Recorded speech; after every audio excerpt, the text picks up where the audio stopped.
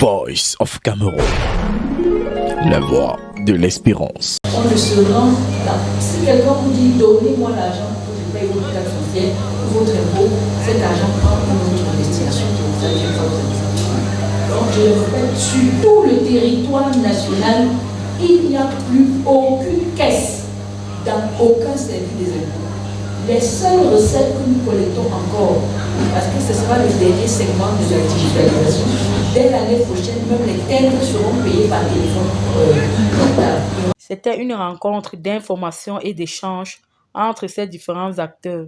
Ce centre régional des impôts du centre extérieur entend actionner le levier du relèvement des impôts fonciers de son ressort territorial de compétences. Les travaux se sont déroulés en présence de l'autorité administrative de Soie.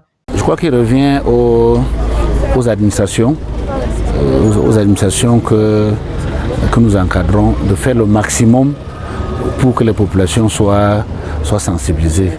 On dit souvent qu'un homme averti en vaut deux. Il y a effectivement beaucoup de contribuables potentiels aujourd'hui qui ne sont pas informés des dispositions légales. Concrètement, il est question, entre autres, d'élaborer une stratégie globale d'élargissement de l'assiette des impôts fonciers dans les zones périurbaines de Yaoundé, avec pour perspective une meilleure fiscalisation du secteur immobilier.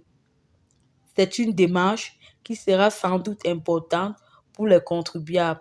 Le but de toutes ces réformes mises en œuvre par Monsieur le Directeur général des impôts, c'est la simplification des procédures et la réduction du coût de conformité fiscale. Il faut dire que la Direction générale des impôts a facilité toutes les procédures de paiement. Même sans se déplacer, l'usager peut s'acquitter de cette obligation.